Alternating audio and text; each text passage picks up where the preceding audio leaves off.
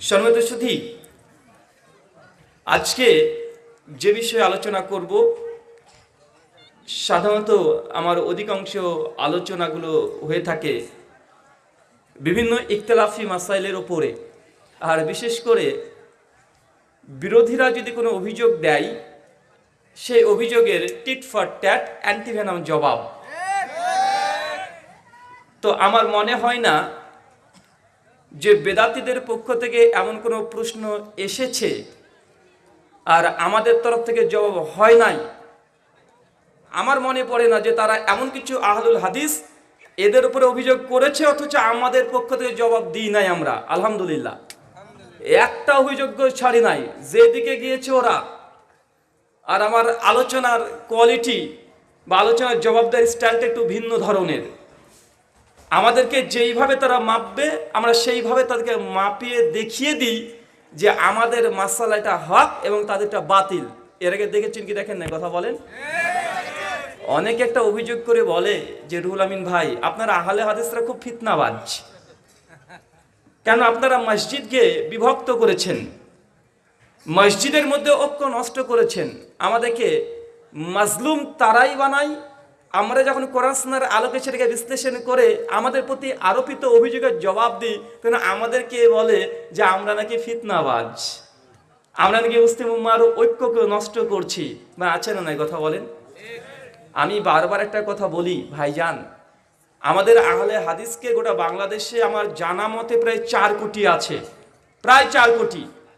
আর বাকি প্রায় 1 কোটি বা 1.5 কোটি হবে অমুসলিম, যারা নন মুসলিম।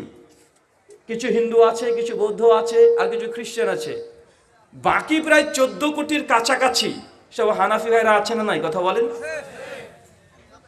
এই 14 কোটি হানাফি ভাইরা, তারা কি কোনো সময় বাংলাদেশে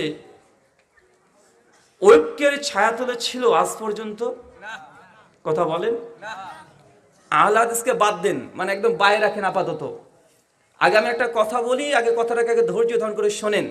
বারবার যে আমাদের প্রতি অভিযোগ আসে যে আমরা মুসলিম উম্মাহর ঐক্যকে নষ্ট করছি, আমার একটাই প্রশ্ন বারবার আসে যে আহলে হাদিসকে পুরো বাদ দিয়ে শুধু হানাফি ভাইদের মধ্যে দেখেন তো ভাই, যে তারা ঐক্যের মধ্যে আছে, না তারা ঐক্যের নামে গোটা বাংলাদেশের মুসলমানদেরকে খণ্ড বিখণ্ড করে ভাগ করতে করতে একজন আরেকজনকে কাফের বলে পুরো বাংলাদেশের মুসলিমকে কাফের বানিয়ে দিয়েছে। একটু উদাহরণ দিই, কষ্ট নেবেন না।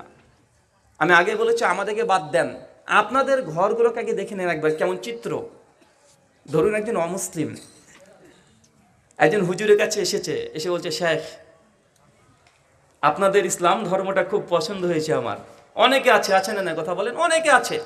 আমাকে আজকে একজন হোয়াটসঅ্যাপে মেসেজ করেছে যে ভাই আপনাদের আলোচনা আমি শুনেছি, আমাদের ইন্ডিয়ার, বলছে ভাই আমি ইসলাম কবুল করতে চাই। উনি আজকে জানিয়েছেন। এরকম প্রত্যেক সপ্তাহে আলহামদুলিল্লাহ আমাদের ইসলামিক মেসেজ সেন্টারে না হলেও প্রত্যেক সপ্তাহে একটা আসে আলহামদুলিল্লাহ। এবং ফার্স্ট আমাদের সঙ্গে যোগাযোগ করে, কারণ আমি তুলনামূলক ধর্মতত্ত্ব নিয়ে আলোচনা করি। সেক্ষেত্রে আগে আমাকে মেসেজটা জানাই যে ভাই আমি ইসলাম কবুল করতে চাচ্ছি। একটা ঘটনা মনে পড়ে যায়, একজন অমুসলিম হিন্দু বা খ্রিস্টান সে ইসলামের সৌন্দর্য দেখে সে ইসলাম কবুল করেছে, কালেমায়ে শাহাদাত পাঠ করেছে। ধরুন আমি পড়িয়েছি বা যে কোনো একজন আলেম পড়িয়েছে, পড়ানোর পরে সেই মানুষটা সালাত আদায় করছে রীতিমতো, ইসলামের বিধিবিধান আরকান যেগুলো আছে পালন করছে, খুব সুন্দরভাবে জীবনটাকে যাপন করছে।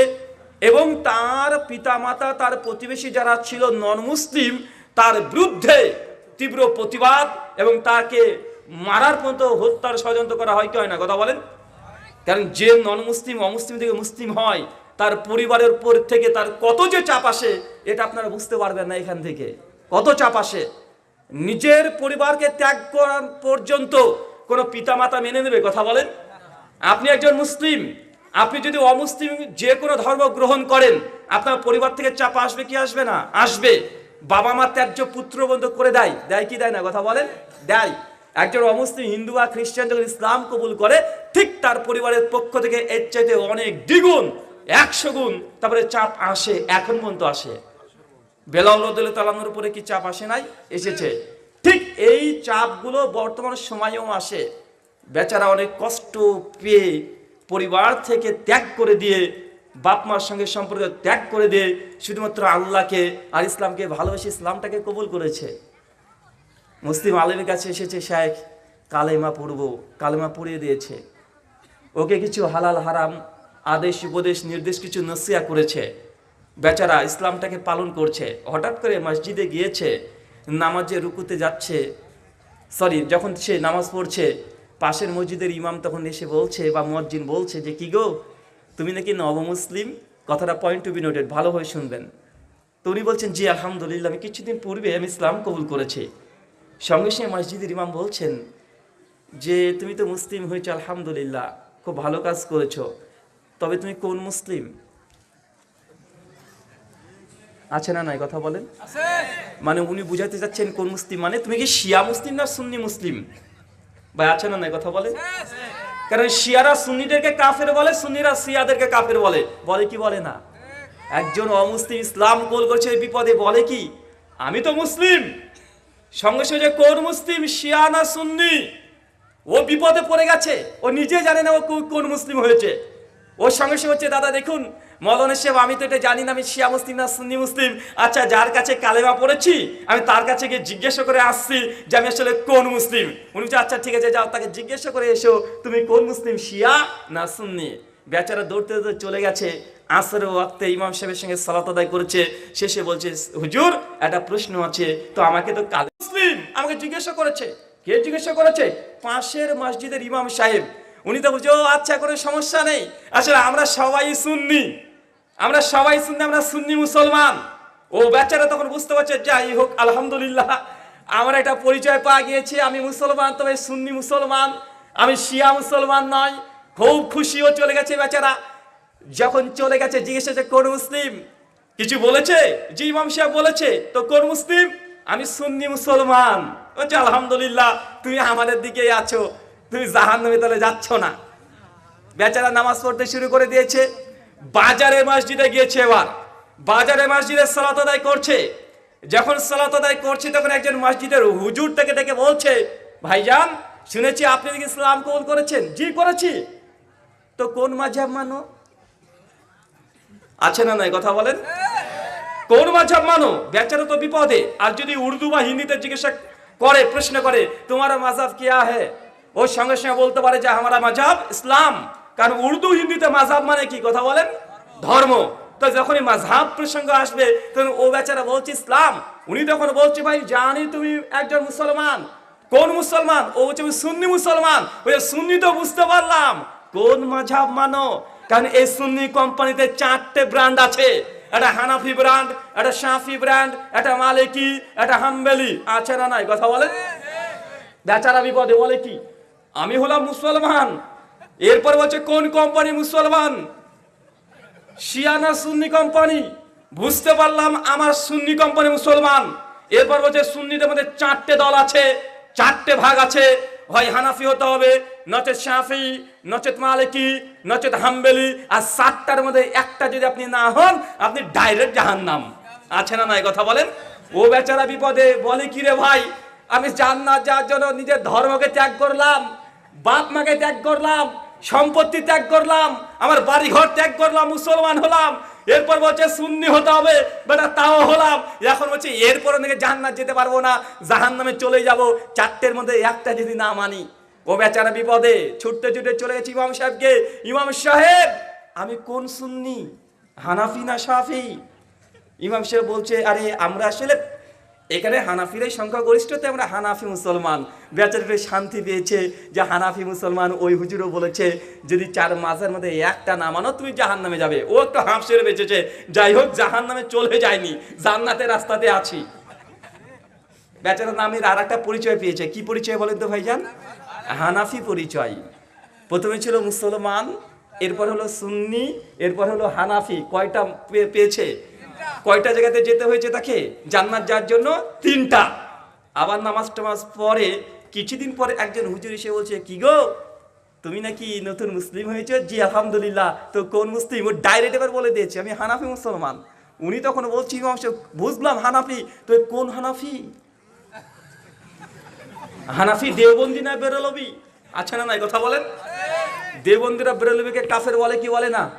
বেরলভিরা দেওবন্দিকে কাফের বলে কি বলে না? মিসাল আলাউদ্দিন জিহাদি সাহেব, এনাতুল্লাহ আব্বাসী সাহেব, গিয়াসউদ্দিন তাহেরি সাহেব, এরা বেরলভি। আর অপরদিকে যারা আছে লুৎফর রহমান ফরাজি, রেজাল করিম আবরার, এরা হচ্ছে দেওবন্দি। একজন আরেকজনকে চ্যালেঞ্জ, ছোড়াছুরি, কাদাকাদি, মারামারি আছে না নাই? কথা বলেন, আছে। তো বেচারাকে যখন প্রশ্ন করেছে তুমি কোন হানাফি, তোমার নামাজ দেখে বুঝে নিয়েছি তুমি আস্তে আমিন বলেছো, নামাজে 20 টাকার তারাবিটাও পড়েছো, নাভির নিচে হাত বেঁধেছো, নামাজ তো হানাফি, তো কোন হানাফি? দেওবন্দি না বেরলভি? বেচারা বিপদে বলে কি আবার এর মধ্যে কি রে বাবা, এর মধ্যে আর এক কোম্পানি ঢুকে বসে আছে। ও বেচারা বলছে আমি তো জানি না আমি দেওবন্দি না বেরলভি। কেন? ও তো নব মুসলিম, ও তো এত কিছু বুঝে না, ইসলামের এত কিছু দেখে নাই। ইসলামের সুন্দর যেদিকে ইসলাম কবুল করেছে, পবিত্র কোরআন পড়ে ইসলাম কবুল করেছে, আল্লাহর জীবনী পড়ে ইসলাম কবুল করেছে, ওর মধ্যে যে এতগুলো গলি আছে, এতগুলো রাস্তা আছে, বেচারা জানা ছিল না। ও বেচারা বলছে আমার তো জানা নেই, আমি হানাফি মুসলমান। উনি বলছে ঠিক আছে আমি আমার ইমামকে জিজ্ঞাসা করি, যার কাছে ইসলাম কবুল করেছি। ওকে গিয়ে বলছে হুজুর আবার বিপদে পড়ে গেছি। তো বিপদ কি? বলছে আমি কোন হানাফি গো, কোন হানাফি আমি, দেওবন্দি না বেরলভি? উনি তখন বলছেন আমরা দেওবন্দি কমই ঘরানার, আমরা দেওবন্দি কমই ঘরানার। ও তখন বলছে আলহামদুলিল্লাহ ঠিকই আছে, তাহলে আর একটা পরিচয় পেয়ে গেলাম, আমরা দেওবন্দি কমই ঘরানার। চলে গেছে বেচারা, নামাজ টামাজ পরে দিন যায় রাত যায়। কিছুদিন পরে সে ঘটনা আবার উল্টো ঘটে গেছে। একজন তাবলিগ জামাতের লোক এসে বলছে ভাইজান নতুন তো মুসলমান হয়েছেন, আপনি তো জান্নাতের রাস্তা পেয়ে গেছেন, বাকি মানুষগুলোকে দেখছেন না অমুসলিম আছে, বেনামাজি আছে, তাকে দাওয়াত দিতে হবে, তাবলিগ করতে হবে। যদি তাবলিগ না করেন তো নামাজ রোজার কোনো মূল্যই থাকবে না, আপনাকে এক চিলা কমপক্ষে দিতেই হবে। ভাই আছে না নাই? কথা বলেন। ও বেচারা নতুন মুসলিম, ও তখন আগ্রহটা বেশি যে তাই তো আমি প্রতিবেশীকে আমাকে ইসলাম জানাতে হবে, মানুষ সবাই জাহান্নামে জ্বলবে, এটা হতে পারে না। ও তখন বলছে কোনো সমস্যা নেই, আমার নামটা লিখে নেন, সামনে মাসে এক চিল্লা দেবো।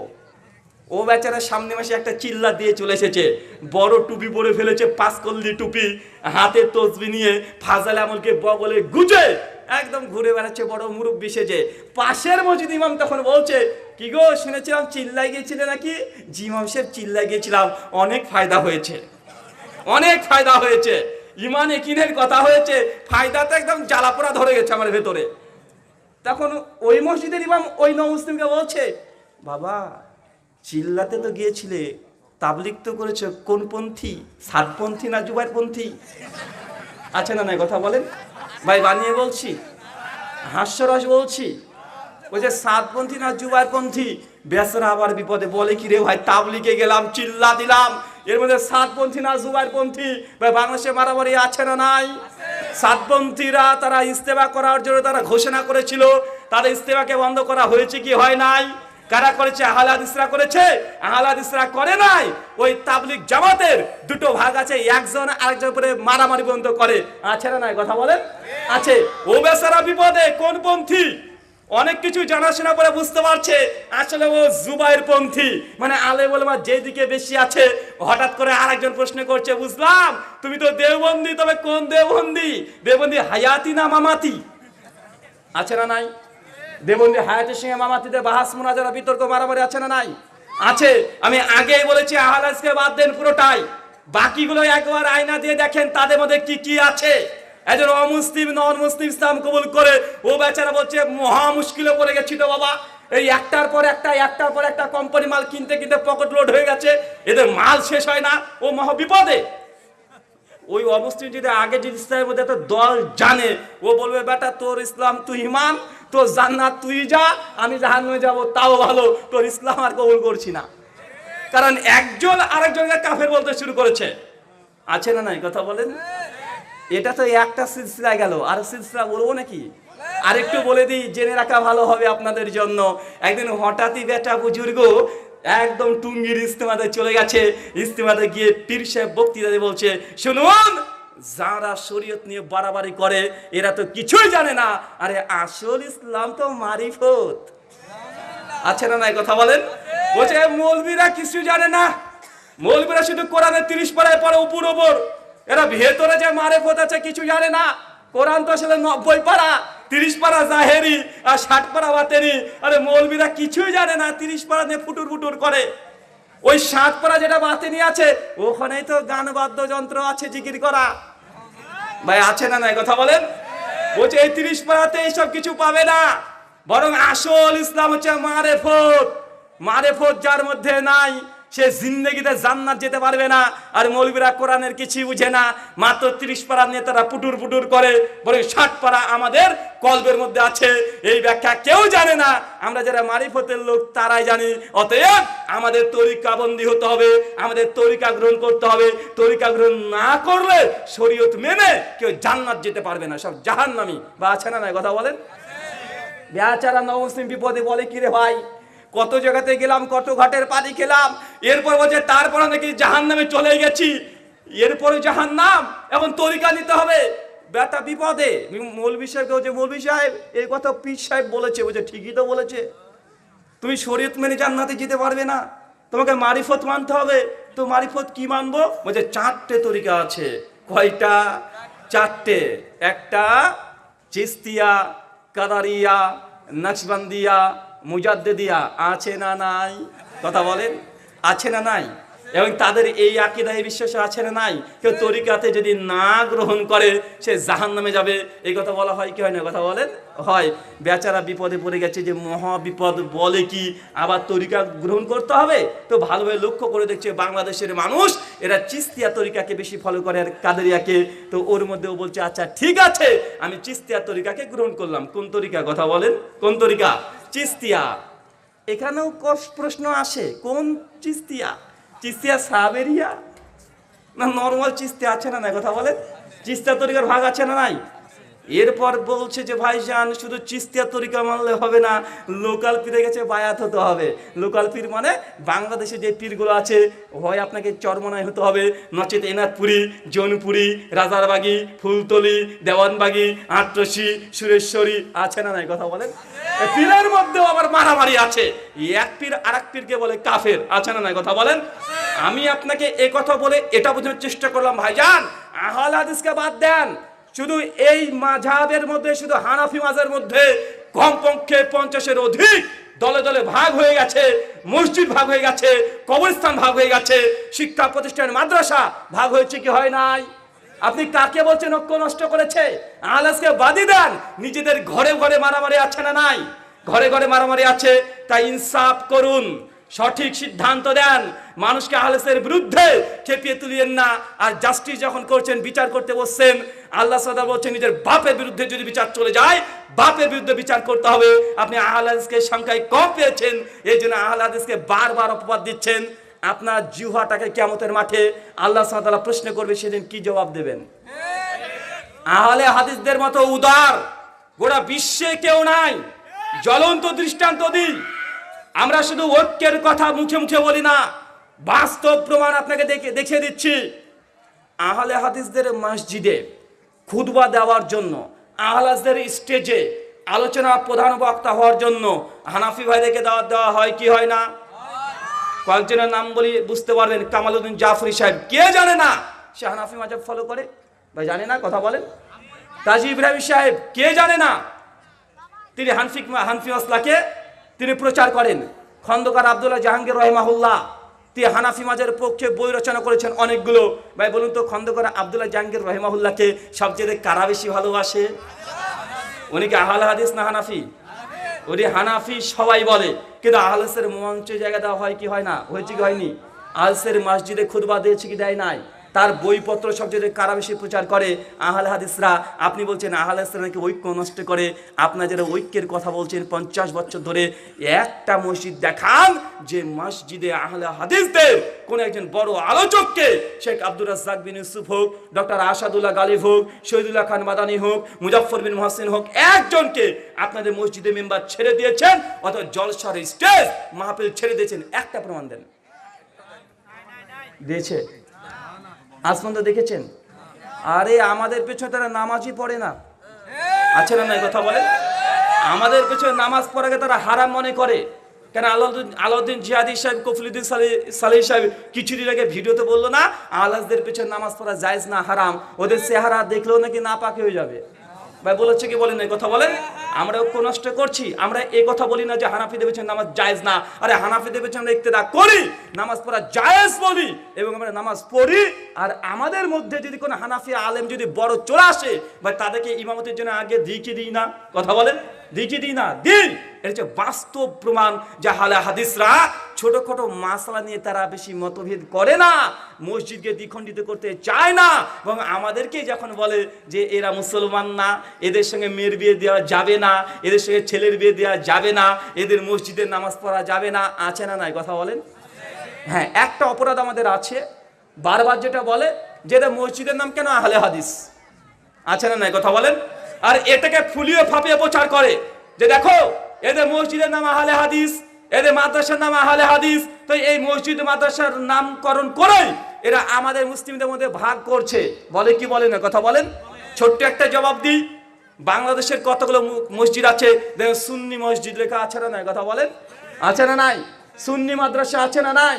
তা আহলে হাদিস মাদ্রাসার নাম থাকলে কি ঐক্য নষ্ট করা হচ্ছে? আহলে হাদিস একটা গুণ, একটা বৈশিষ্ট্য। আল্লাহর নবীর জামানাতেও মসজিদের বিভিন্ন নামকরণ করা হয়েছে। সৌদি আরবে যান, বাংলাদেশের অনেক জায়গায় দেখেন গা, মসজিদে আবু বকর আছে না নাই, মসজিদে ওমর আছে না নাই, মসজিদে ওসমান আছে না নাই। আল্লাহ কোরআনে মসজিদের নাম আলাদা আলাদা রেখেছে। সুবহান আল্লাযী আসরা বিআবদিহি, সেই মহান সত্তা আল্লাহ সুবহানাহু ওয়া তাআলা, তার প্রশংসা যে তার নবীকে তিনি বাইতুল্লাহ থেকে একদম বাইতুল আকসা পর্যন্ত ভ্রমণ করেছেন। আল্লাহ মসজিদের নাম দিয়েছে কি দেয় নাই কথা বলেন? মসজিদুন নববী, এটা নবীর মসজিদ, নাম আছে না নাই কথা বলেন? সহিহ বুখারী 420 নম্বর হাদিস দেখবেন, আল্লাহর নবীর জামানাতে আল্লাহর নবী বিভিন্ন সাহাবীদের গোত্র বিশেষ মসজিদের নামকরণ করেছিলেন। এটা কুরাইশ গোত্রের মসজিদ, এটা মুহাজির গোত্রের মসজিদ, এটা আনসার গোষ্ঠীর মসজিদ। ভাই ছিল কি ছিল না কথা বলেন? আছে। ভাইজান আপনাকে কষ্ট দিতে চাই না, শুধু খুব গভীর দুঃখ নিয়ে আপনাকে এই কথাগুলো বললাম যে আমাদেরকে সংখ্যায় কম আছি বলে আমাদের ব্যাপারে মিথ্যা কথাগুলো বলিয়েন না, আর একটু জাস্টিস করেন, একটু ইনসাফ করেন। আহলে হাদিসদেরকে এমনি কোণঠাসা আপনারা করছেন, মসজিদ থেকে আপনারা বের করে দিচ্ছেন, আর আমাদেরকে বলছে আমরা নাকি ফিতনাবাজ। এটা কষ্টের কথা নয়? গোটা বাংলাদেশে কোনো মসজিদ আছে আহলে হাদিসদের যে হানাফি ভাইরা নামাজ পড়তে এসেছে সেই মসজিদ থেকে হানাফিদেরকে বের করে দিয়েছে? কিন্তু আমাদেরকে বের করে দেয় কি দেয় না? এর যদি নজির নিতে চাই বেশি তো যাওয়ার দরকার নেই, আপনাদের আশেপাশে মসজিদগুলো দেখেন, প্রমাণ পেয়ে যাবেন। এইখানে আপনাদেরকে বলছি, আপনাদের মধ্যে থেকে হাত তোলেন তো ভাই, কাকে কাকে মসজিদ থেকে বের করে দিয়েছে হানাফি ভাইরা? হাত তোলেন তো ভাইজান একটু দেখেন। অনেকেই, যদি এটা আহলে হাদিস গ্রাম, যদি হানাফি অধ্যুষিত অঞ্চল যদি হতো, এখানে হাতের পালা উঠে পড়তো। এখানে এই বেশ কিছু মানুষ আছে জায়গায় তাড়িয়ে দিয়েছে, আছে না ভাইজান? আল্লাহ সুবহানাহু ওয়া তাআলা তুমি তাদেরকে জাস্টিস, বিচার করা, ইনসাফ করা তৌফিক দান করো, সকলে পড়ি আল্লাহুম্মা আমিন। সম্মানিত সুধী, আজকে গুটি কয়েক কথা আপনাকে বলবো। আজকের আলোচ্য বিষয় আল্লাহর দয়া। কি বললাম কথা বলেন? আল্লাহর দয়া। আল্লাহ যে কত বড় দয়াবান এটা আমরা অনেকেই জানি না। আল্লাহ সুবহানাহু ওয়া তাআলার কাছে পাপ এই জিনিসটা গুরুত্বপূর্ণ নয়, কে কত পাপ করলো এটা আল্লাহ গুরুত্বই দেয় না। যে কে কত পাপ করেছে, কে 100 খানা মার্ডার করেছে, আল্লাহ সে গুরুত্ব পায় না। আল্লাহ যে কত বড় দয়াবান, পবিত্র কোরআন শুরু করলে কোন সূরা দিয়ে শুরু হয় কথা বলেন? সূরাতুল ফাতিহা। প্রত্যেক আয়াতের পূর্বে একটা সূরা, একটা অংশ আমরা পড়ি, একটা আয়াত পড়ি। কি অংশ? বিসমিল্লাহির রহমানির রহিম, অসীম করুণাময় পরম দয়ালু আল্লাহর নামে শুরু করছি। আমরা পড়ি কি পড়ি না? যখন খাওয়া দাওয়া শুরু করি সেই সময় বলি কি বলি না? যখন বাড়িতে জানলা দরজা আমি লাগিয়ে দিচ্ছি তখন বলি কি বলি না? যে কোনো শুভ কাজ করার জন্য এই বিসমিল্লাহ শব্দ বলি কি বলি না? বলি। মানে আল্লাহর নামে শুরু করছি, যিনি অসীম করুণাময় পরম দয়ালু। আপনাকে আমি এটা বিশ্বাস করাতে চাচ্ছি যে আল্লাহ যে কত বড় দয়াবান, আল্লাহ যে কত বড় ক্ষমাবান, এটা আপনাকে বোঝানো সম্ভব নয় যদি পবিত্র কোরআনের আয়াতগুলো আর হাদিসগুলো না পড়েন। আসেন কয়েকটা আপনাকে আমি উদ্ধৃতি দিয়ে দেখাই যে আল্লাহ সুবহানাহু ওয়া তাআলার কত দয়া। আল্লাহর নবী তিনি বলছেন, মিশকাত হাদিস নাম্বার 2365। কত কথা বলেন? 2365। আল্লাহর নবী বলছেন যে আল্লাহ সুবহানাহু ওয়া তাআলা যখন সৃষ্টিজগৎকে সৃষ্টি করলেন সেই সময় আল্লাহ সুবহানাহু ওয়া তাআলার দয়া ছিল 100 খানা। কয়টা চাচা? কয়টা? 100 খানা দয়া। আর এই 100 খানা দয়ার মধ্যে আল্লাহ সুবহানাহু ওয়া তাআলা 99টা নিজের কাছে রেখে দিলেন, আর মাত্র 1টাকে খরচ করেছে। কয়টা? চাচা কয়টা? আরো জোরে, কয়টা? আল্লাহর কয়টা দয়া ছিল? 100টা। খরচ করেছে একটা, রেখে দিয়েছে 99টা। আর একটা দয়াকে আল্লাহ টুকরো টুকরো করে ভাগ করেছে। ভাগ করে কাকে কাকে দিয়েছে? চতুষ্পদ জন্তু জানোয়ারকে দিয়েছে, মানুষকে দিয়েছে, জিন জাতিকে দিয়েছে, গোটা সৃষ্টি জগৎ দেখছেন সবাইকে আল্লাহ একটা দয়া দিয়েছে, একটা দয়া ভাগ করে দিয়েছে। আল্লাহ নবী এরপরে বলছি, এই জন্যই একটা গাভী তার বাছুরকে দুধ পান করায়, একটা গাভী তার বাছুরকে আদর করে। এই জন্য আসমান দিয়ে যখন চিল উড়ে চলে যায়, মুরগিগুলোকে দেখবেন তার বাচ্চাকে পাখা মেল দিয়ে আগলে রেখেছে। কেন? ওই যে আল্লাহর একটা দয়ার অংশ পেয়েছে। কি পেয়েছে? আল্লাহর দয়ার একটা অংশ, গোটা দয়া পায় নাই। এই জন্য গোটা বিশ্ব জগতে মা তার সন্তানকে ভালোবাসে। ভাই, আপনার মা আপনাকে কত ভালোবাসে আপনি নিজে জানেন। কারণ কি? আল্লাহর একটা দয়া, আল্লাহর একটা রহমতের 100 টুকরোকে ভাগ করে একটা অংশ পেয়েছে। এই জন্যই এত ভালোবাসা। আল্লাহর নবী মুহাম্মদ সাল্লাল্লাহু আলাইহি ওয়াসাল্লাম প্রসঙ্গে তারপরে বলছে ওমর বিন খাত্তাব, যে হঠাৎ একদিন আমি আল্লাহর নবীর সামনে যুদ্ধবন্দী কিছু নারীদেরকে নিয়ে আসলাম। তার মধ্যে একটা নারী ছিল যে সদ্য সন্তান জন্ম দিয়েছে, আর তার স্তনে যখন দুগ্ধ চলে এসেছে, দুগ্ধের প্রচণ্ড জ্বালা। ভাই, হয় কি হয় না কথা বলেন?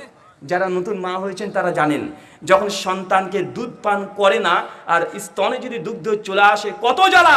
মেয়েটাই জ্বালাতে ছটপট করছে, এইদিকে যায় ওইদিকে যায়, ছোটাছুটি করছে নিজের দুগ্ধের জ্বালাই।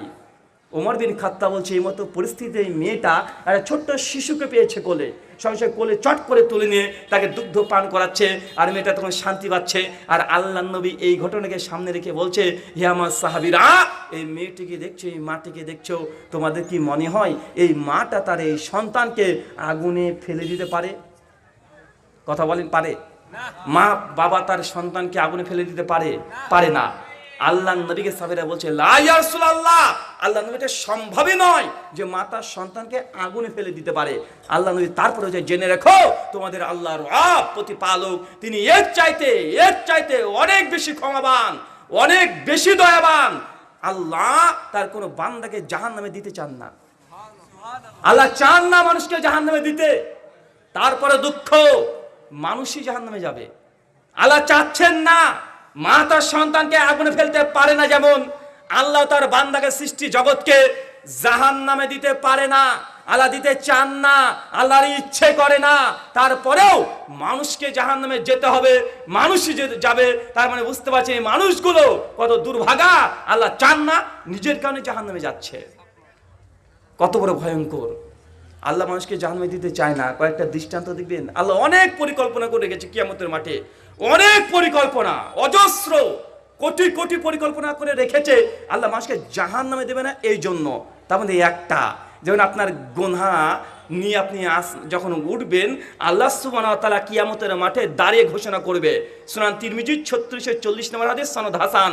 আল্লাহ নবী বলছেন, কিয়ামতের মাঠে হাসরের ময়দানে আল্লাহ চলে আসবেন, এসে বলবে, ইয়া বানি আদম, হে আদমের সন্তান, তোমরা যদি আসমান থেকে জমিন ভর্তি পাপ নিয়ে যদি আমার সামনে উপস্থিত হও, আমি পাপের কোনো পরোয়া করি না। অতএব আমি আসমান থেকে জমিন ভর্তি ক্ষমা নিয়ে তোমাদের সামনে উপস্থিত হব। এটা হচ্ছে আমাদের রব আল্লাহ সুবহানাহু ওয়া তাআলা। অজস্র দয়া, আল্লাহর দয়ার কোনো শেষ নেই। তারপরে একটা কথা মনে রাখেন, কিছু মানুষ জাহান্নামে যাবে। আল্লাহ বলছেন, আসমান থেকে জমিন ভর্তি ক্ষমা নিয়ে কিয়ামতের মাঠে আমি বিচার করতে বসবো। আর অপরদিকে হাদিসে বলছে, আল্লাহর যে 99টা দয়া উপস্থিত আছে, রেখে দিয়েছেন কিয়ামতের মাঠে বান্দাকে ক্ষমা করে জান্নাত দেওয়ার জন্য। তারপরেও কিছু মানুষ জাহান্নামে যাবে। আল্লাহর এত দয়া থাকার পরেও আল্লাহ সুবহানাহু ওয়া তাআলা তোমার এই দয়ার একটা অংশ দিয়ে আমাদেরকে জান্নাতুল ফিরদৌস দান করো। সকলে পড়ি আল্লাহুম্মা আমিন। সম্মানিত সুধী, আল্লাহ নবীর পরে বলছেন, আসমান থেকে জমিন ভর্তি পাপ থাকলেও আল্লাহ ক্ষমা করবেন, একটা পাপ ক্ষমা করবেন না। তার নাম কি? কথা বলেন, শিরক। মানে কত বড় পাপ! শিরকের পাপ ক্ষমা হবে না। আহলে হাদিসরা কম বেশি শিরক সম্পর্কে জানে, কিন্তু বাংলার মুসলমানদের যে দুঃখ হয়, কষ্ট হয়, যেটা শিরক সেটাকে ইবাদত মনে করে। আছে না নাই? কথা বলেন। মসজিদের যে ভক্তি শ্রদ্ধা নিয়ে না আসে, এর চেয়ে মাজারে গিয়ে তার চেয়ে ডবল ভক্তি দেখায়। আছে না নাই? আমি নিজেই দেখেছি। শাহজালালের মাজার আমি গিয়েছিলাম ভিজিট করতে, তো যখন জিয়ারত করে আসছি, একজন খাদেম আছে, আমি পেছন দিক দিয়ে আসছি, আমাকে টেনে দিয়ে, খবরদার পেছন দিয়ে আসবেন না। মানে আমাকে পেছন দিয়ে হাঁটতে হবে। কথা বুঝতে পারছেন? কারণ আমার যদি পেছনটা মাজারের পেছনে চলে যায়, তো এটা নাকি মাজারের সঙ্গে বেয়াদবি করা হয়, পীরের সঙ্গে বেয়াদবি করা হয়, তো তোমাকে উল্টো দিকে হাঁটতে হাঁটতে আসতে হচ্ছে। মানে আল্লাহর ঘরে মসজিদ যতটা না ভক্তি আছে বাংলার মুসলমানের, এর চাইতে 10 গুণ বেশি মাজারের প্রতি ভক্তি আছে না নাই? কথা বলেন, আছে? আল্লাহর মসজিদে যতটা ভক্তি নাই তার চেয়ে মাজারের উপরে বেশি ভক্তি আছে। আল্লাহর প্রতি যতটা বিশ্বাস নাই তার চেয়ে পীর সাহেবের প্রতি মানুষের 10 গুণ বেশি বিশ্বাস আছে না নাই? পীরকে মনে করছে দয়াবান, আমার দয়া বাবা, দয়াল বাবা, আছে না নাই? কথা বলেন। সদ্য বিয়ে হয়েছে 4 বছর 5 বছর, বাচ্চা হচ্ছে না, সঙ্গে সঙ্গে বলছেন আল্লাহ কাছে কয়েকবার চেয়েছে, আল্লাহ দেয় নাই, করেছেন কি একদম চলে গেছে মাজারে, বাবা যদি আমার সন্তান হয় তাই তোমাকে আমি 2টো ছাগল দিয়ে দেব। আছে না নাই? কথা বলেন। মানে আল্লাহর প্রতি বিশ্বাস বেশি না মানুষের? এখন মানুষের প্রতি বিশ্বাস বেশি, কোনটার প্রতি বিশ্বাস বেশি? মানুষ পীর সাহেবের প্রতি বেশি বিশ্বাস করে, আল্লাহকে সে মনেই করে না যে আল্লাহ ক্ষমতাবান, শুধু আল্লাহ একজন আছে এতটাই বিশ্বাস করে, এর চেয়ে বেশি বিশ্বাস নাই। কর্ম দিয়ে দেখে দিচ্ছে, আল্লাহ তোমার কাছ থেকে তো চেয়েছি, তুমি বাচ্চা দাও নি, এবার পীরের ক্ষমতা দেখে নাও, আমি পীর বাবার কাছে যাব আর দোয়া মানত করব, পীর আমাকে দিয়ে দিবে। আছে না নাই? কথা বলেন, আছে? আল্লাহ সুবহানাহু যে কত বড় দয়াবান এটা আপনি বুঝতে পারেননি। আল্লাহ ইচ্ছে করলে বাপ মা ছাড়া সন্তান দিয়েছে কি দেয় নাই? নাম কি? মারিয়ামের তো, ঈসা আলাইহিস সালামের তো মা ছিল, জি নবী আদম, বাপ মা আছে কেউ? কথা বলেন। আল্লাহ বাপ মা ছাড়াই তৈরি করেছেন, আদমের বাপও নাই মাও নাই। আল্লাহ সুবহানাহু ওয়া তাআলা এরপরে উল্টো করে দিলেন, আদমকে সৃষ্টি করলেন কিন্তু হাওয়াকে সৃষ্টি করেছেন মা ছাড়া। আছে না নাই? হাওয়ার কোনো মা আছে? নাই। আদম আলাইহিস সালামের ডান বুকের পাঁজরের হাড় থেকে আম্মা হাওয়াকে তৈরি করেছে, মানে হাওয়াকে সৃষ্টি করার জন্য আল্লাহ সুবহানাহু ওয়া তাআলা নারীর ভূমিকায় রাখেনি, নারীর কোনো ভূমিকায় রাখেনি, কোন ডিএনএ কে রাখেনি। আল্লাহ দীর্ঘদিন পরে আবার এই ঘটনাকে উল্টো করে দিয়েছে। আল্লাহ নবী ঈসাকে তৈরি করেছেন বাপ ছাড়া, হাওয়াকে তৈরি করেছে মা ছাড়া, আর ঈসা নবীকে কি ছাড়া তৈরি করেছে চাচা? বাপ ছাড়া। মানে আল্লাহ পারেন দেখিয়ে দিয়েছেন যে আদমকে তৈরি করলাম বাপবিহীন মাবিহীন, আর হাওয়াকে তৈরি করলাম মাবিহীন, ঈসাকে তৈরি করলাম বাপবিহীন। আল্লাহ যে ক্ষমতাবান, ওয়া হুয়া আলা কুল্লি শাইইন কাদির, আল্লাহ যা ইচ্ছা তাই করতে পারে, এটা আল্লাহ দেখিয়ে দিয়েছে। বাংলার মুসলমান তারপরেও আল্লাহর প্রতি এত বিশ্বাস নেই, আল্লাহর দয়া যে কত বড় এটা বাংলার মুসলমান বোঝার চেষ্টা করে না, ও পীর বাবার কাছে গিয়ে বসে আছে। নবী ইব্রাহিম আলাইহিস সালাম, ওকে বলা হয় আবুল আম্বিয়া, সমস্ত নবীদের পিতা, 5 থেকে 7 জন বাদ দিয়ে। নবী ইব্রাহিমকে আল্লাহ বলছে, ইব্রাহিম তোমাকে আমি জাতির ইমাম করে দিলাম, একদম ইমাম, ইমামুল আম্বিয়া, ইমাম বানিয়ে দিলাম তোমাকে আমি, এই জাতির ইমাম তুমি। নবী ইব্রাহিম আল্লাহর কাছে সে ইয়াং এজ থেকে, বয়স থেকে দোয়া করে, রব্বি হাবলি মিনাস সলিহিন, আল্লাহ তুমি ওকে একটা নেক সন্তান দাও, আল্লাহ নেক সন্তান দাও। দীর্ঘ 50 বছর পার হয়ে যায়, আল্লাহ সন্তান দেয় না। 60 বছর পার হয়ে যায়, সন্তান দেয় না। 70, 80 আল্লাহ বাচ্চাই দেয় নবী ইব্রাহিমকে। আবার আল্লাহ ইব্রাহিমকে, ইব্রাহিম তোকে জাতির জন্য আমি ইমাম তৈরি করে দিলাম।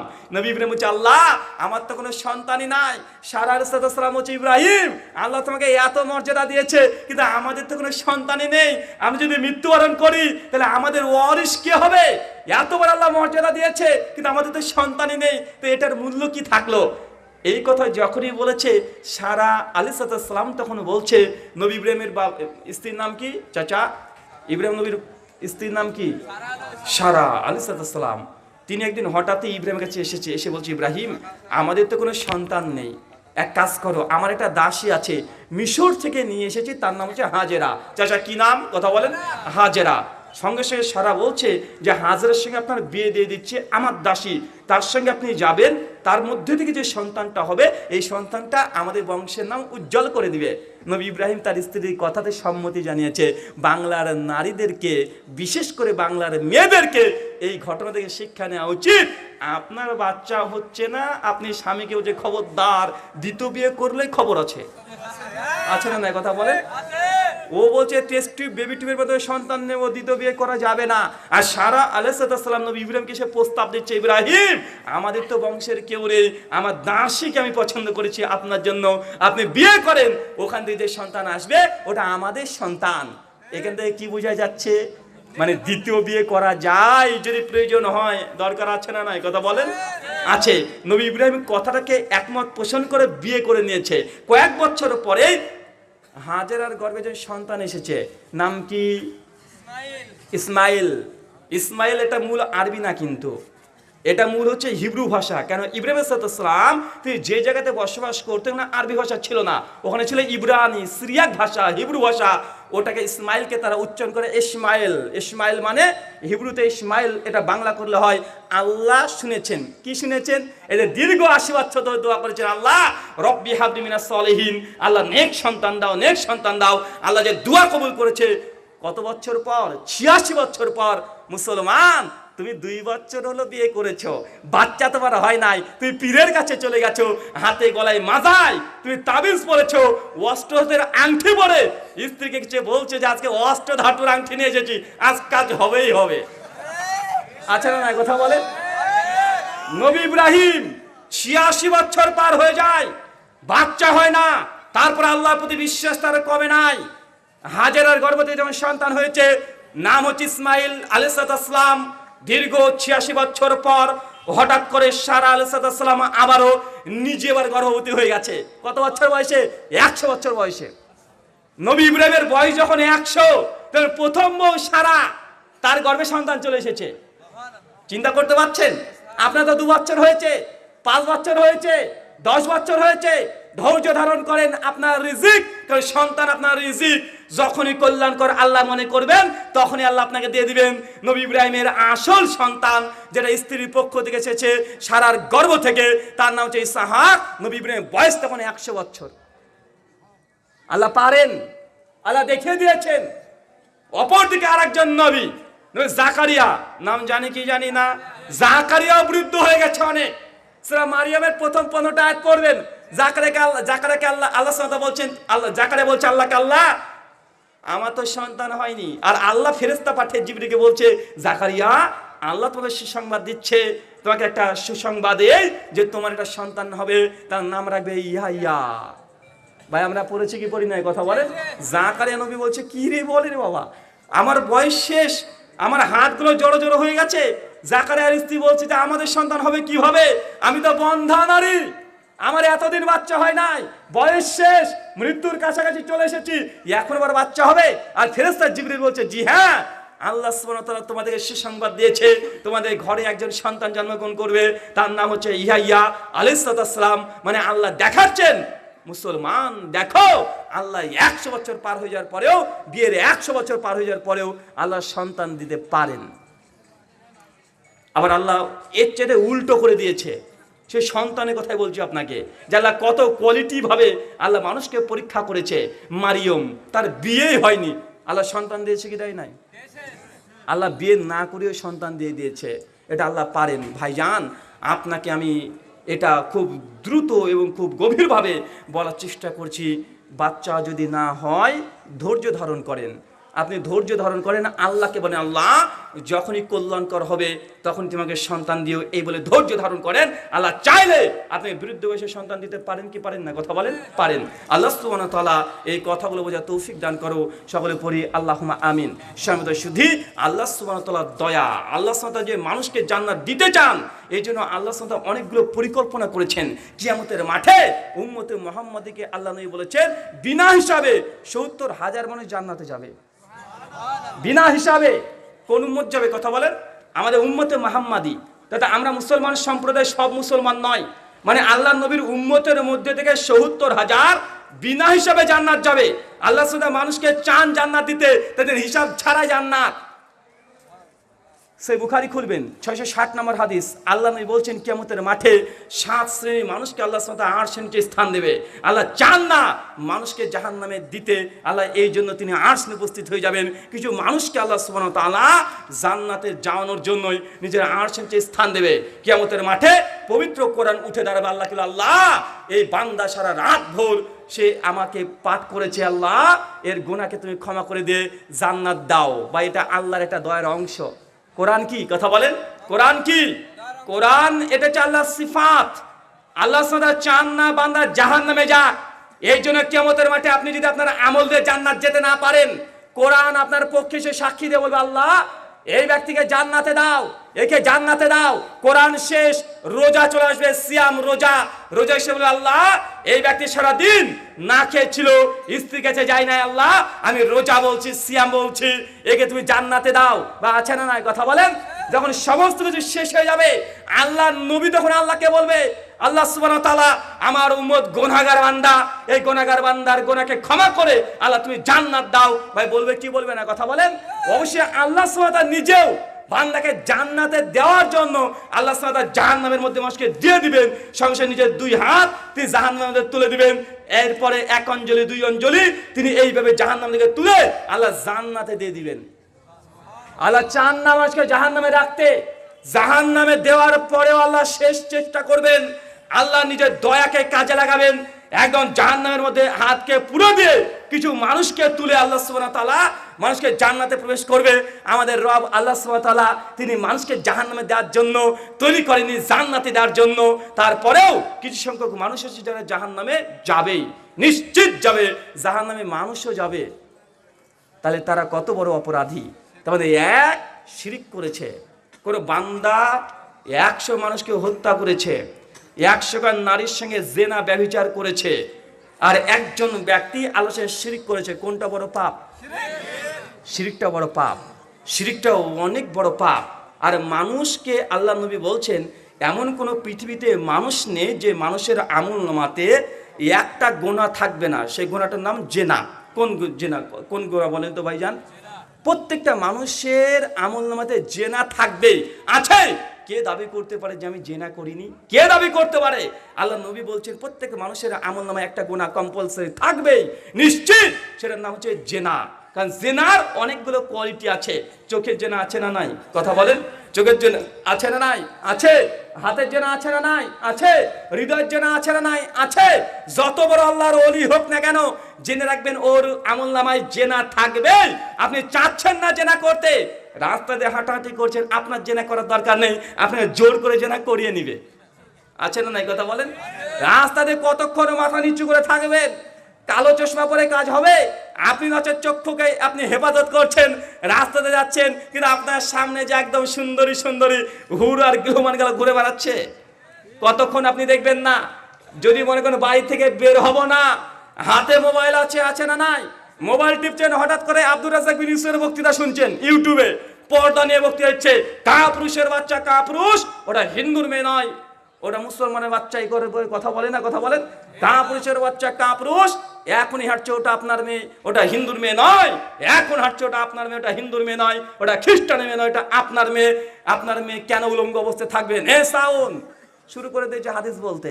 আর যখন এই কথা বলেছে যে কাপড় পরে উলঙ্গ, ওই সময় ভারতের আমাদের ক্যাটরিনা কাইফ ও একটা গাড়ি নিয়ে চলে এসেছে ওর সামনে, মানে এক চলে এসেছে। আছে না না? কথা বলেন। ওই এখনই বলছে কাপুরুষের বাচ্চা কাপুরুষ, আপনি দায়ুস লাইয়াত খানো জান্না, যে দায়ুস সে জানাতে যাবে না, যার বাড়িতে বেহায়াপনা চলে সে জানাতে যাবে না, এই কথা বলছে। আর সামনে চলে এসেছে বিপাশা বসু, বাংলাদেশের পরিমণি, এসে কলগেট বিক্রি করে চলে যাচ্ছে, উলঙ্গ অবস্থায় চলে যাচ্ছে, গান চলে আসছে, সিনেমার এয়ার চলে আসছে। আছে না নাই? কথা বলেন। আছে।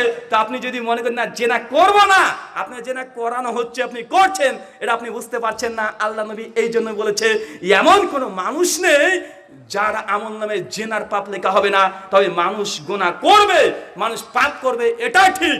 মানুষ পাপ ছাড়া থাকতে পারে না। আল্লাহ নবী বলছেন কুল্লু বানি আদম খাত্তাউন, প্রত্যেক আদম সন্তান ভুল করবে। গুনাহ করাটা বেশি খারাপ নয়, গুনাহ করে আপনি বসে আছেন এটাই বড় অন্যায়।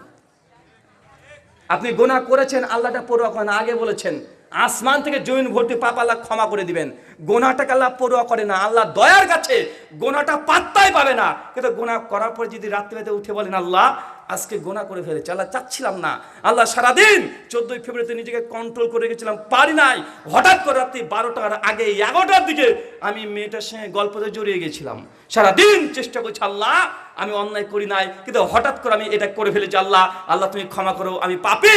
এই কথা যদি একবার বলতে পারেন আল্লাহ ক্ষমা করবেন কি করবেন না? গুনাহটা আল্লাহর কাছে বেশি গুরুত্বপূর্ণ নয়। মানুষ গুনাহ করবে, এটা ফিতরাত। মানুষ ভুল করবে, এটা ফিতরাত। মানুষ গুনাহ ছাড়া থাকতে পারবে না। ওই যে আমাদের এই ফিতরাত পেয়েছে নবী আদমের কাছ থেকে। কোথা থেকে? কোথা থেকে? নবী আদম আলাইহিস সালামের কাছ থেকে। আর এই গোনার জন্য সবচেয়ে বেশি দায়ী হচ্ছে নারীরা। কারা দায়ী?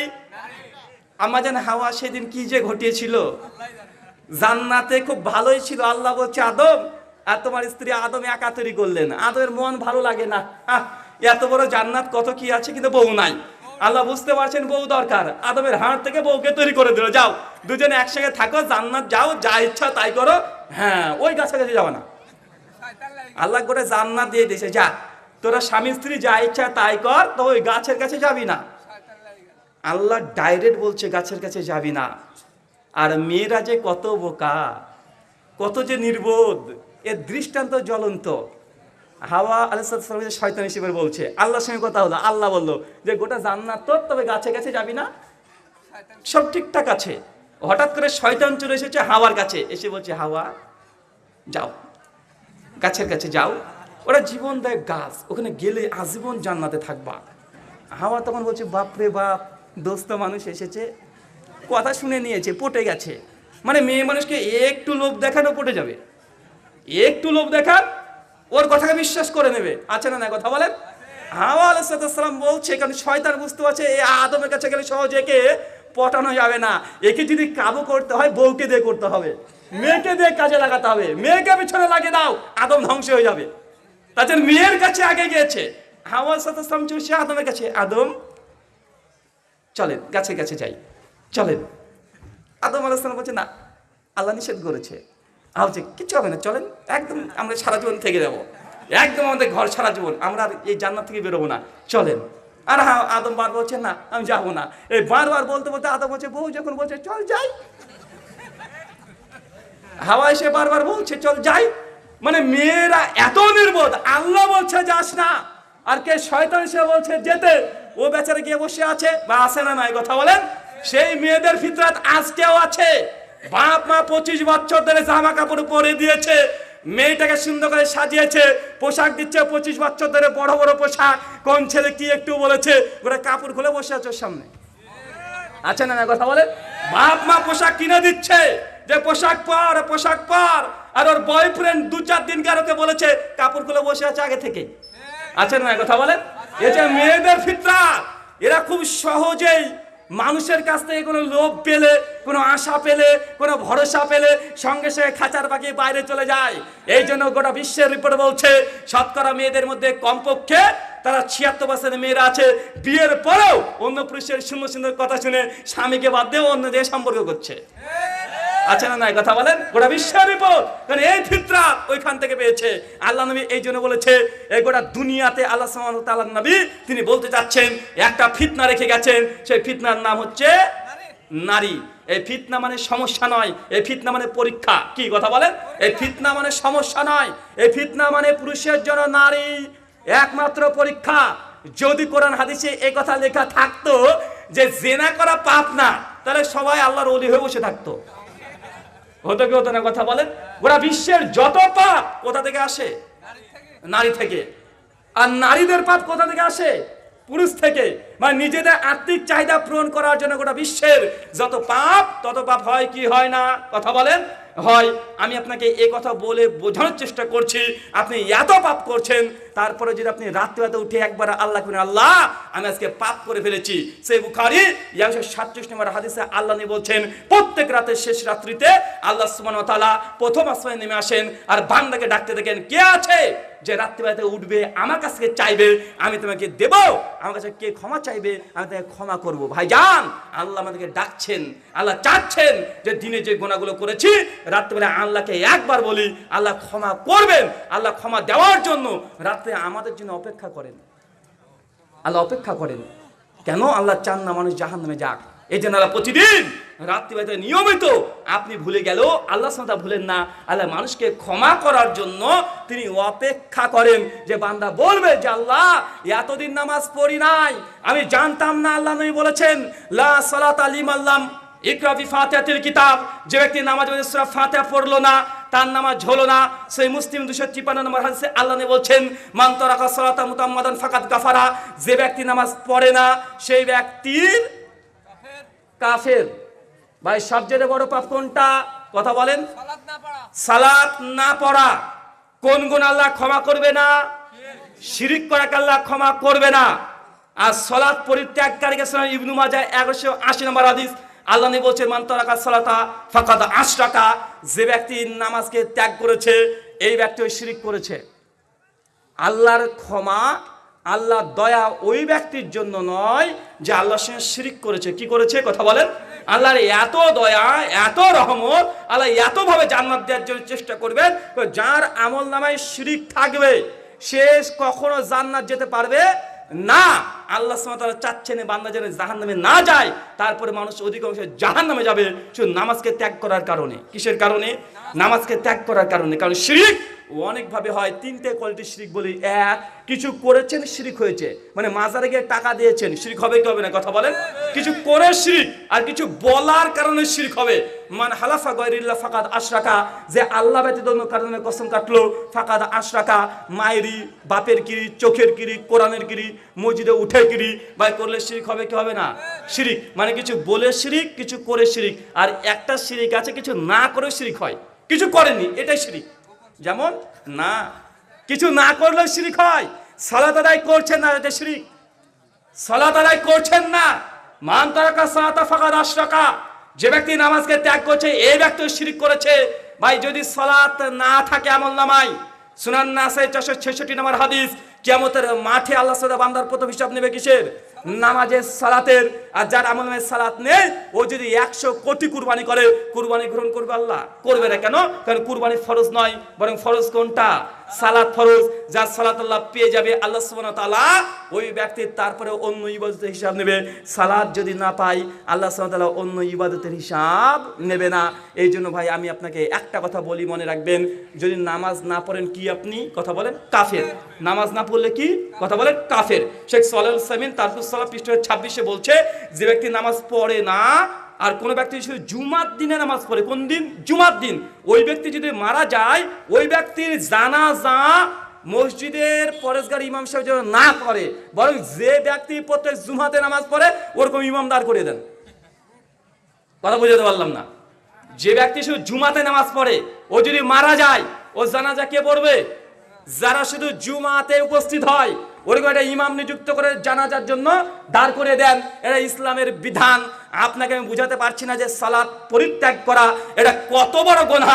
একজন ব্যক্তি জেনা করেছে, এটা যত বড় গুনাহ তার চাইতে ডবল গুনাহ যে নামাজ পড়ে না। কারণ জেনা করাটা গুনাহ, আর সালাত পরিত্যাগ করা আপনি কাফের, মুসলিমই না। আনকাবুত খুলবেন সূরা আয়াত নম্বর 45, ইবনে কাসিরের আলোচনা দেখবেন।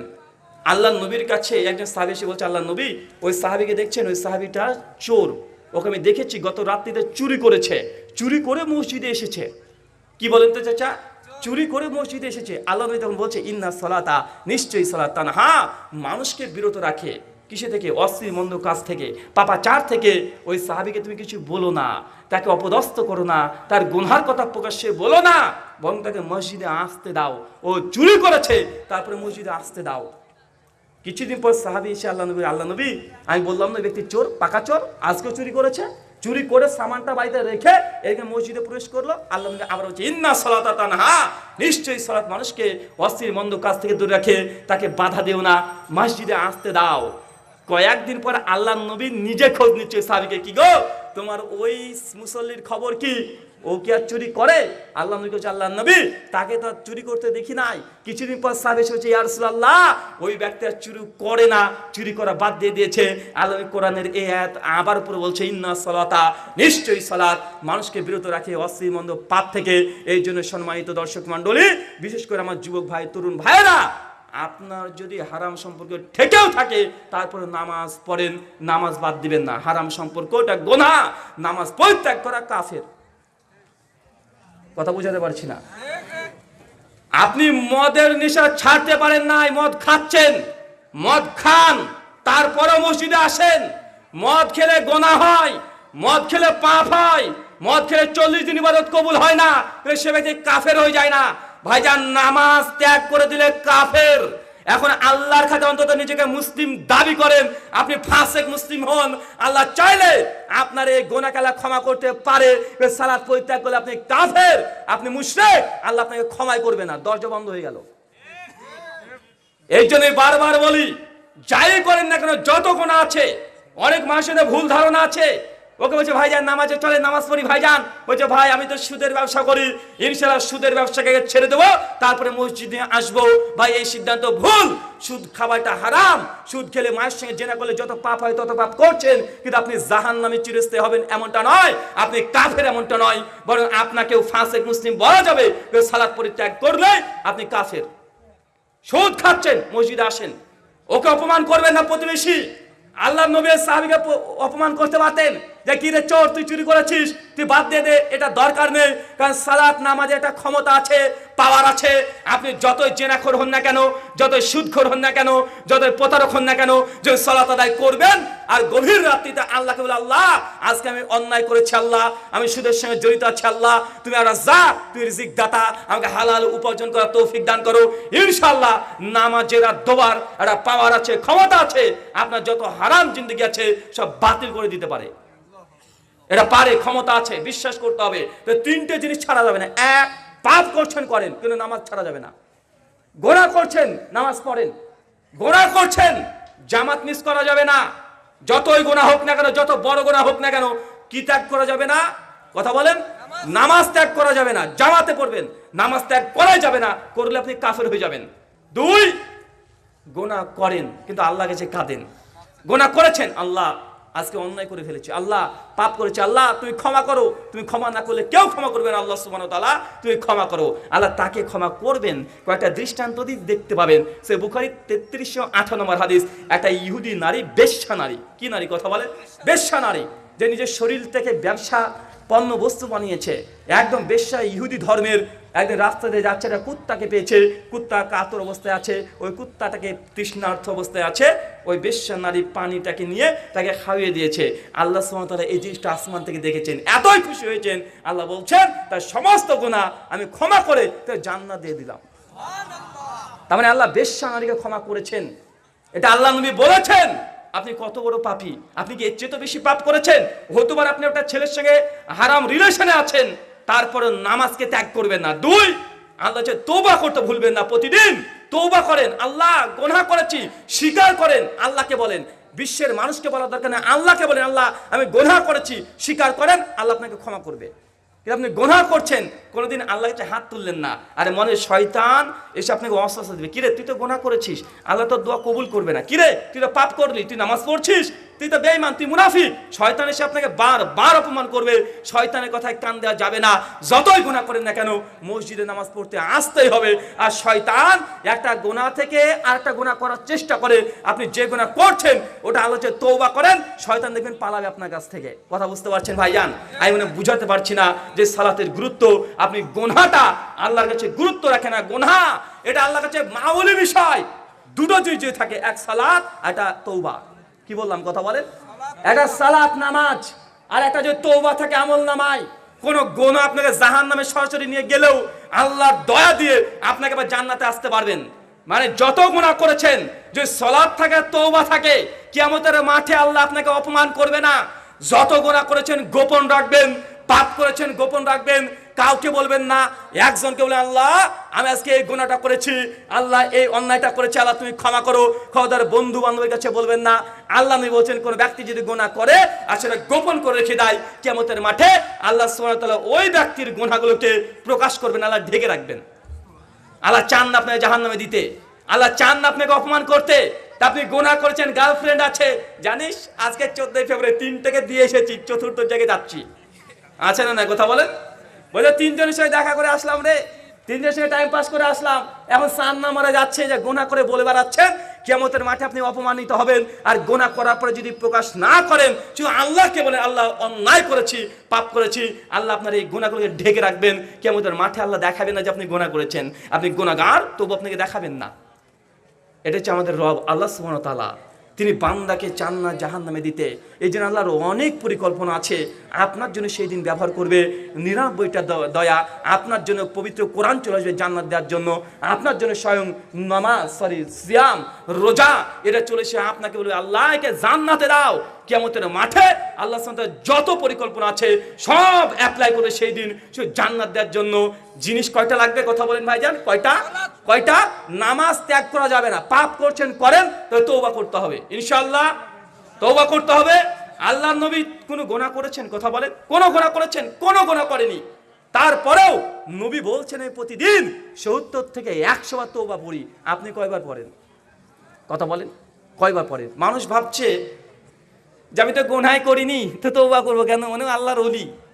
আবার অনেক মানুষকে শয়তান এসে বলছে যে কিরে তুই তো গুনাহগার বান্দা, তুই নামাজ পড়ে কি করবি, তুই তো মেয়েদের সঙ্গে সম্পর্ক আছে, তুই তো সুদের ব্যবসা করিস, তোর ইবাদত আল্লাহ কবুল করবেন না। জেনে রাখবেন আল্লাহ সুবহানাহু ওয়া তাআলা একজন নেককার পরেজগার বান্দাকে যত না পছন্দ করে, এর চাইতে 10 গুণ আল্লাহ পাপী বান্দাকে বেশি পছন্দ করে। কথা বুঝাতে পারলাম না? আপনার জীবনের উদাহরণ দিয়ে বোঝাই আপনাকে। আপনার দুটো ছেলে আছে, যমজ সন্তান, একদম যমজ। একজন আছে সে ভালো ভদ্র, কোনোদিন মানুষের সঙ্গে খারাপ আচরণ করে না, খুব সুন্দর ছেলে। আর একটা আছে বজ্জাত, লোকের মেয়ের ওড়না ধরে টানাটানি করে, স্কুলে ঠিকঠাক যায় না, পাবজি নিয়ে ব্যস্ত, বাপ মার সঙ্গে নোংরা আচরণ করে, মাকে কেউ মারতেও গিয়েছে। হঠাৎ করে এই ছেলেটা যদি এসে বলে আম্মা আমি অন্যায় করেছি, আম্মা অনেক তোমার সঙ্গে জুলুম করেছি, আব্বা আমাকে ক্ষমা করো, একটু যদি চোখে ছল ছলে জল নিয়ে যদি আপনার সামনে বলে যে আম্মা আমাকে ক্ষমা করো, আমি অনেক অন্যায় করেছি, তারপরে দেখছেন আপনার সেই বজ্জাত ছেলেটা মাথায় টুপি দিয়ে জুম্মার দিনে মসজিদে যাচ্ছে, আপনার ওই ভালো ছেলেও যাচ্ছে, খারাপটাও যাচ্ছে, কোনটার জন্য হৃদয়ে ঝর্ণা ঝরবে? কথা বলেন, কোনটার জন্য? যে পাপী, যে খারাপ যখন দেখবে ভালো হয়ে গেছে, সে বলছে মা আমাকে ক্ষমা করে দাও, এটা আপনার কাছে কত যে মিষ্টি লাগবে, এটা আপনি ছাড়া কেউ নির্ণয় করতে পারবে না। আল্লাহ সুবহানাহু ওয়া তাআলা ওই বান্দার উপরে সবচেয়ে বেশি খুশি হয় যে গুনাহ করে, এরপর আল্লাহকে বলে আল্লাহ গুনাহ করেছি আমি, যে স্বীকার করে, পাপ ক্ষমা চায় আল্লাহর কাছে। একজন ব্যক্তি, সহিহ মুসলিম রিয়াদুস সালিহিন 13 নম্বর হাদিস, একজন লোক 99 জন মানুষকে হত্যা করেছে। কয়জন চাচা? 99 জন মানুষকে হত্যা করেছে। হত্যা করে মুখ সামনে চলে আসছে, একজন ইহুদি পণ্ডিতের সামনে দেখা হয়েছে, হাতে তরবারি রেডি আছে, এসে বলছে শোনো, তুমি যে ঈশ্বর উপাসনা করো, ওই ঈশ্বরকে আমাকে ক্ষমা করবে, অথচ আমি 99 জন মানুষকে হত্যা করেছি। ইহুদি পণ্ডিত বলছে বাপ রে বাপ, মানে আমাদের মতো নয় পণ্ডিত, বাপ রে বাপ, 99 জন মানুষকে মেরে ফেলেছো, আবার জান্নাত যাবা, ক্ষমা চাচ্ছ, আমাদের রব তোমাকে ক্ষমা করবে না।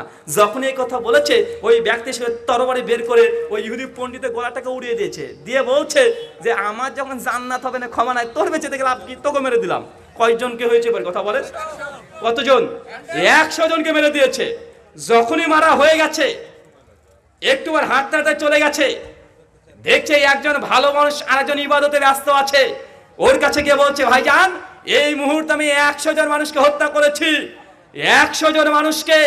আমাদের রব আল্লাহ সুবহানাহু ওয়া তাআলা, আপনার রব যার ইবাদত করেন আপনি, উনি রবকে চিনেন না, বলছে আপনি যাকে ইবাদত করেন আপনার রব, আপনার ঈশ্বরকে আমাকে ক্ষমা করবেন, অথচ আমি 100 জন মানুষকে হত্যা করেছি। শেষে ওই ব্যক্তি বলছেন আল্লাহ সুবহানাহু ওয়া তাআলা অসীম করুণাময়, পরম দয়ালু, তুমি আল্লাহর কাছে অবশ্যই ক্ষমা পাবে। তবে শোনো, তুমি ওই গ্রামে আর কখনোই যাবে না, বরং ওই গ্রামে যাও, ওই গ্রামে কিছু মানুষ আছে, তাদের সঙ্গে সময় কাটাও, ইনশাআল্লাহ তোমার রব আল্লাহ তোমাকে ক্ষমা করবেন। ওই ব্যক্তি তওবা করেনি। চাচা কি করেনি কথা বলেন? তওবা করেনি, শুধু অনুশোচনা করেছেন, তওবার নিয়াত করেছেন যে আমি আর এই কাজ করব না। ওই ব্যক্তি হাঁটা ধরেছে, হাঁটতে চলে যায়, মাঝখান থেকে সিদ্ধান্ত আল্লাহ তাকে মৃত্যু দিয়ে দিয়েছে। যে মৃত্যুবরণ করেছে, আসমান থেকে 2 জন ফেরেশতা, একটা রহমতের ফেরেশতা আর একজন আযাবের ফেরেশতা চলে এসেছে, মানে জান্নাত দেওয়ার জন্য, একজন জাহান্নাম দেওয়ার জন্য। আযাবের ফেরেশতা তাকে ধরে টেনে নিয়ে চলে যেতে যাচ্ছে যে এই ব্যক্তি জাহান্নামে দেবো। কেন? 100 জন মানুষকে হত্যা করেছে, মার্ডার করেছে, এ জান্নাতে যাবে না। রহমতের ফেরেশতা বলছে কেন? এ তো নিয়াত করেছে, তওবা করার জন্য রাস্তায় হাঁটতে শুরু করেছে, এর আমলনামায় কোনো গুনাহ নেই, আল্লাহ সব গুনাহ ক্ষমা করে দিবেন, অথবা এই ব্যক্তিকে জান্নাত নিয়ে যাব। ও জান্নাত নিয়ে যাওয়ার জন্য প্রস্তুতি নিচ্ছেন, দুজনের মধ্যে দ্বন্দ্ব। তৃতীয় পক্ষের আরেকটা ফেরেশতা এসে বলছে শোনো, এই ব্যক্তি যেখান থেকে নিয়াত করেছিল, তওবার নিয়াত করেছিল, ভালো চিন্তা করেছিল, এখন রাস্তা মেপে দেখো, যদি ভালো দিকে বেশি যায় তাহলে জান্নাতে, আর খারাপ দিকে বেশি থেকে যায় তবে জাহান্নামে। মুসনাদে আহমদের বর্ণনা, ওই ব্যক্তি শেষ পর্যন্ত বুক চাপড়িয়ে কয়েক বিঘত 1-2 হাত সে সামনে চলে গিয়েছিল, সিদ্ধান্ত এই ব্যক্তি জান্নাতে যাবে। আমি বুঝাতে পারলাম না। আল্লাহ সুবহানাহু ওয়া তাআলা, আপনি কত বড় অন্যায় করেছেন, কজনকে মার্ডার করেছেন? 100 জন, 1000 মানুষ, আপনি তো এত বড় গুনাহগার না, ওই বেশ্যা নারীর মতো আপনি এত বড় গুনাহগার না। তারপরে আল্লাহ সুবহানাহু ওয়া তাআলা ক্ষমা করে দিয়েছেন। আপনি যদি আল্লাহর কাছে তওবা করেন, নিয়াত করেন আল্লাহ আমি গুনাহগার, তওবা করছি, প্রতিদিন 90, 100 থেকে 70 বার তওবা করতে অভ্যস্ত থাকেন, আমল নামায় যেন তওবা পাই, কারণ তওবা মানুষের সমস্ত গুনাহকে মিটিয়ে দিতে পারে, সালাত মানুষের সমস্ত গুনাহকে মিটিয়ে দিতে পারে, সালাত আল্লাহকে খুশি করে দেয়, সালাত অন্য ইবাদত কবুলের একটা মাধ্যম। আপনাকে আমি এই কথা বলে বোঝানোর চেষ্টা করলাম ভাইজান, তার মানে যে গুনাহ করবেন এমনটা নয়, বরং গুনাহ করলে আপনি জাহান্নামে যাবেন, গুনাহ আপনাকে জাহান্নামে নিয়ে যাবে, তো চিরস্থায়ী জাহান্নামে নয়। কথা বুঝতে পারছেন? এই যে হাদিস আনা পড়ি না, যে ব্যক্তি টাকনা নিচে কাপড় ঝোলালো মাকাদমিনান না, তার থাকার জায়গা জাহান্নাম, যে দায়ুস সে কখনো জান্নাতে যাবে না, পড়ি না ভাই? মানে দায়ুস একজন ব্যক্তি এ তো জাহান্নামে যাবে, তো চিরস্থায়ী জাহান্নামে নয়। কথা বুঝতে পারছেন? চিরস্থায়ী জাহান্নামে নয়। একজন ব্যক্তি নামাজ রোজা হজ জাকাত সব করে, টাকনার নিচে কাপড় আছে, এ যে চিরস্থায়ী জাহান্নামে যাবে এমনটা নয়। সে জাহান্নামে যাবে, জাহান্নাম থেকে আবারও তাকে ফিরে আসতে হবে, আল্লাহ নিয়ে আসবেন। আপনাকে এই কথা দয়া দিয়ে বোঝানোর চেষ্টা করলাম, আল্লাহ অনেক বড় দয়াবান। অতএব 3টে জিনিস কখনো মিস করা যাবে না। 1 সালাত, 2 তওবা, কি বললাম কথা বলেন, তওবা, আর 3 কখনো শিরকের আড্ডাখানায় যা যাবেন। এই 3টে থাকলে ইনশাআল্লাহ যে কোনো পাপ আল্লাহ ক্ষমা করে আপনাকে জান্নাত দিতে পারেন ইনশাআল্লাহ। 3টা আমল করব, কথা বলেন, কারা কারা করব কথা বলেন? ইনশাআল্লাহ 3টে আমল আমাদেরকে করতেই হবে, যে জান্নাত পেতে চাই, জান্নাত হবে ইনশাআল্লাহ। আল্লাহ প্রতি বিশ্বাস রাখেন, আল্লাহ জান্নাত দেবেই, ইনশাআল্লাহ দেবে। প্রশ্ন